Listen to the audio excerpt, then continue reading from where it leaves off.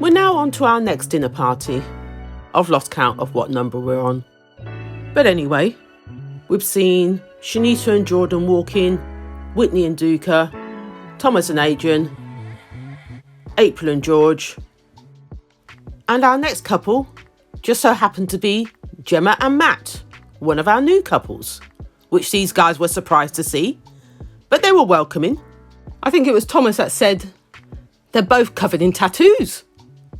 But he was ready to receive them no matter what. He thought, yeah, this is going to switch things up. And I must admit, the more I see Matt now, the less I see the tattoos. It's the weirdest thing. Crazy. But that's how I'm looking at him now. But in regards to both of them, it didn't take them too long to settle into the group. We saw Gemma already having a meltdown with the girls. And then we saw Matt. And then we saw Matt having a whinge with the boys. These guys wanted to let off steam because they've had a stressful week. Dear. What a start. But anyway, the next people to walk in were Keisha and Kwame, followed by Jenna and Zoe, and followed by our final couple, the newest recruits to the group, Sophie and Jonathan. Again, these guys were surprised to see these guys walk through the door. They received a warm welcome. Again, it was Thomas that said about Sophie, she's very beautiful. When talking to the camera, he said, say hello to Miss World and goodbye to Miss GB. Yes, that's what he said. Thomas, you make me laugh. You really do.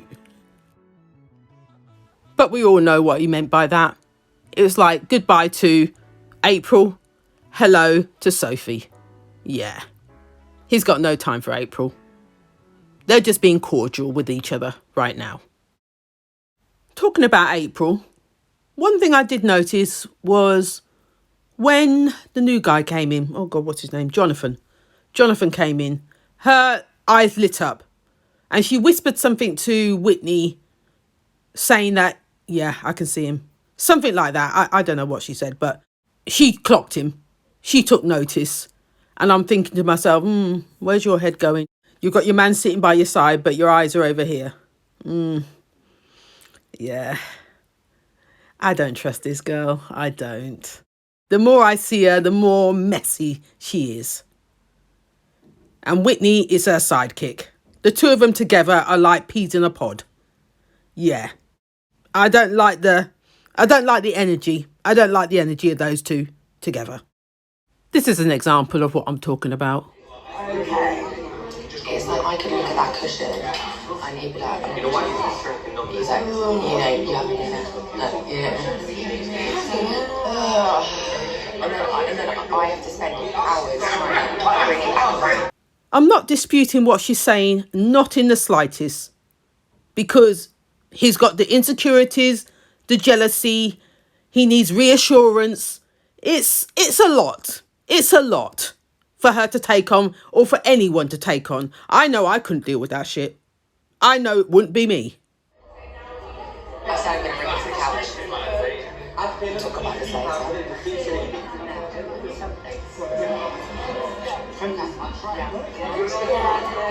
Rather than be direct and tell him what's up and how she's feeling, she'd rather go and gossip to Whitney. Whitney, of all people. Is she the counsellor? No, she's the one that needs counselling. So why are you going to her? Absolutely useless. She comes across very two-faced. She gives this energy that everything's fine. Then he was standing in front of the camera saying that, yeah, we've had a good week. Everything's good. Yeah, we're on the right track. But then she's on the other end saying the total opposite. Where are we going with these two? Because it's not going anywhere. I'll tell you that now. Him with his 4 kids and her as a single person. No, it isn't going to work. She doesn't want children. She said that from the beginning that she didn't want children.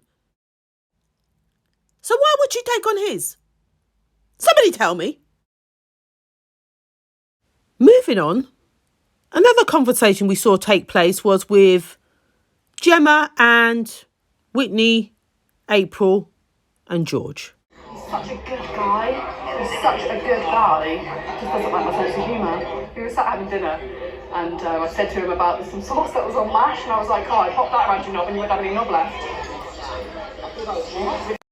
And she actually thought that was funny and appropriate. Did you see anybody laughing? Did you see anybody laughing? They all looked like they were in shock. Did that actually come out of her mouth? That's what they're thinking. Now they're looking at you crazy. I saw that nobody corrected her. Nobody corrected her. The only person that spoke was April, saying, you just be you. April, shut up. No, when I said Can I hold me at arm's length? We can have a little cuddle. boundaries, respecting them. Like, no, it's not respecting, you just get your back up every time I do it. I couldn't quite make out what happened there. That was a little bit confusing. Did she approach him and try to cuddle him or something? I don't know. But it all kicked off again, as we saw. Sorry, excuse me. I don't want her to feel not wanted. I get it from her side as well. But equally, I am looking around the room. Not everybody in there is tactile. Not everybody is touchy. He has a point. Not everybody is tactile. Everybody knows how to navigate around the room, but she has a problem with that. She needs to be up close and personal with her partner. She needs to be virtually hanging over him to feel secure. And her being on her own, having to conversate with other people, she finds that hard. But again, looking at it from her perspective, she's maybe saying to herself, he hasn't shown me any affection. He doesn't play like he wants me. He doesn't play like he's into me. And that's where her head's gone. But it's her neediness and her tactileness that's irritating him. Oh dear, we're going round in circles here. Yeah, okay. What? So, trying to get closer to him, but he just keeps saying there's like a boundary. Or is it from Instagram? Oh, because I don't want to see it. Okay. This is just too embarrassing to watch. She doesn't want him to see her in tears again. Oh, this is painful. This is painful.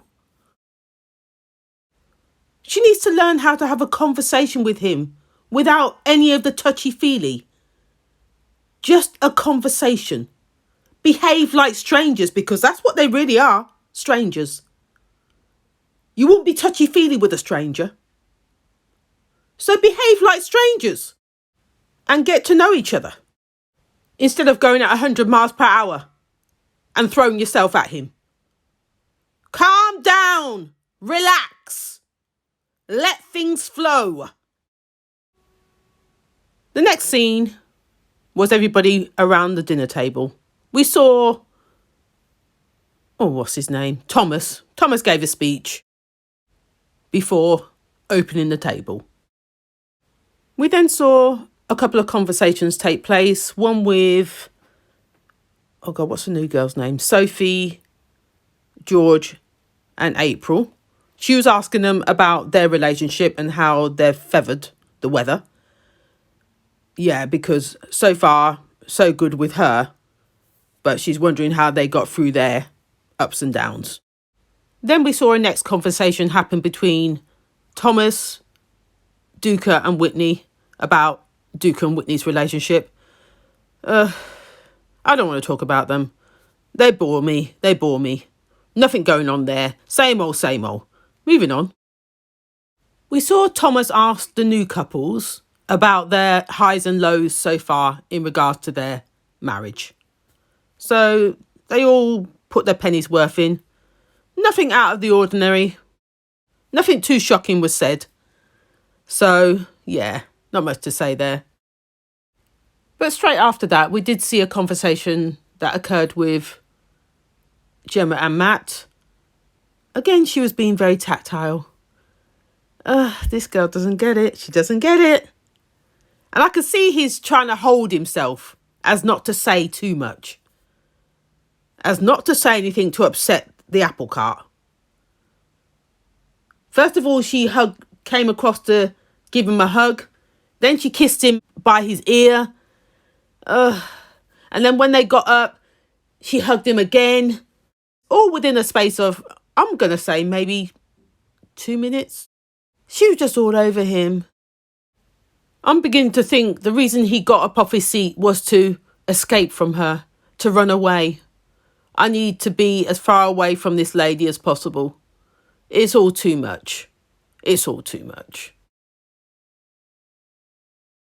The next conversation we saw take place was...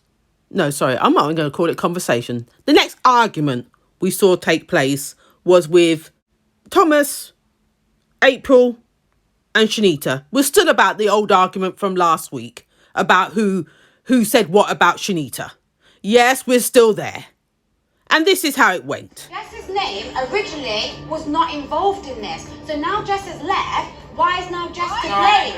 A minute ago, it was one of you two that's bitched about me. So why has Jess been brought into it? I'm with Shanita. Why has Jess been brought into it?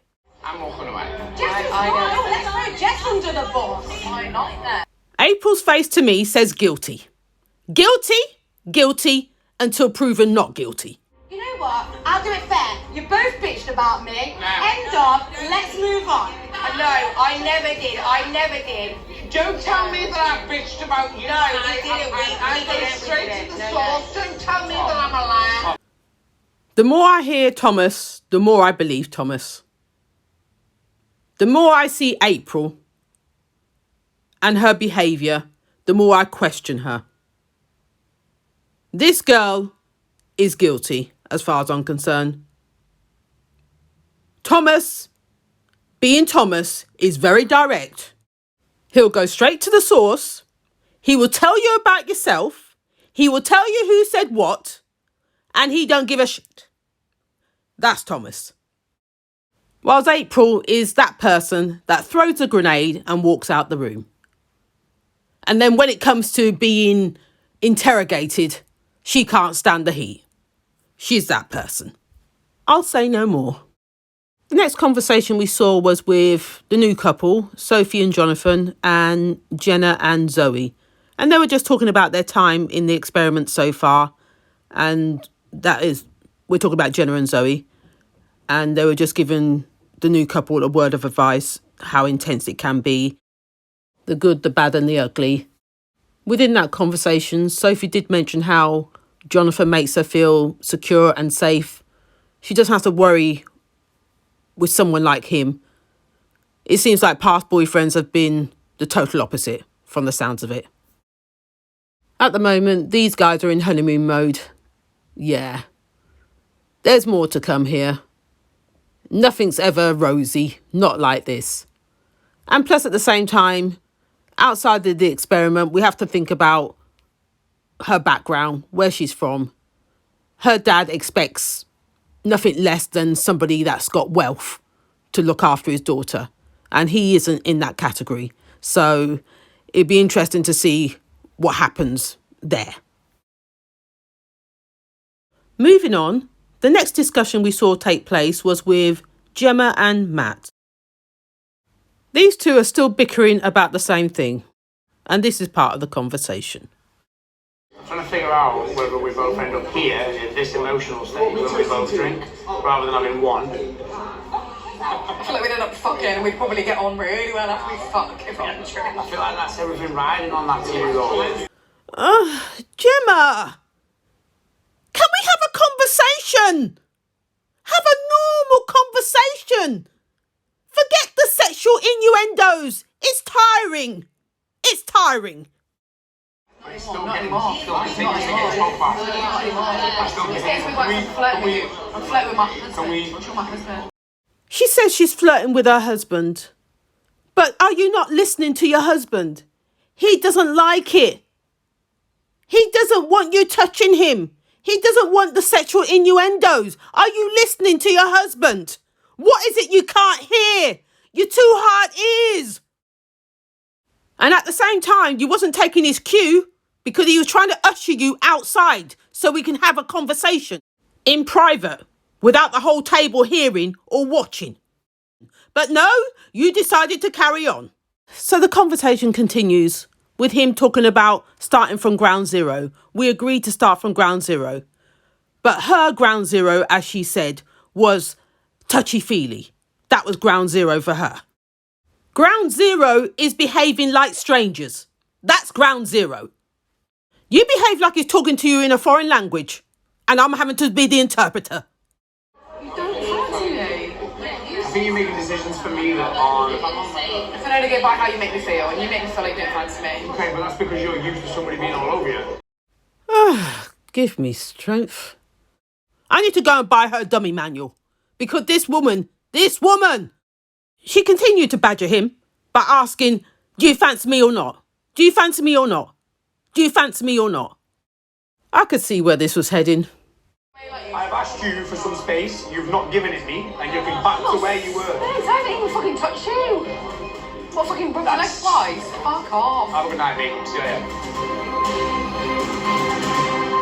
So as we saw, he made a sharp exit. He's had enough. He's had enough. And with that, we saw her again in tears.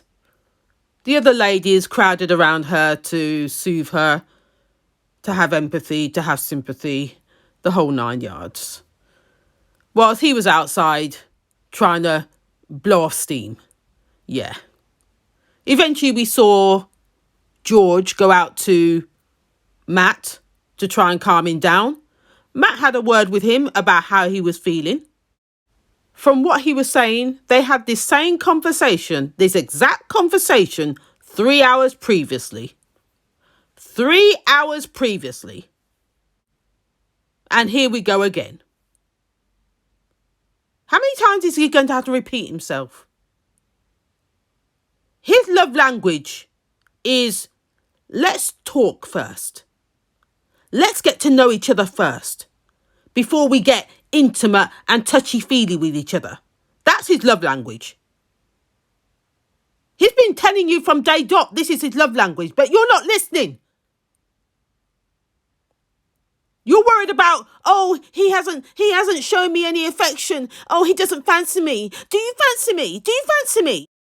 I don't know where I stand because you haven't shown me any affection. You haven't touched me. How do you feel about me? That's what she's on. He will get there. He will get there if you just give him a chance. Take heed of what he's trying to tell you. Relax.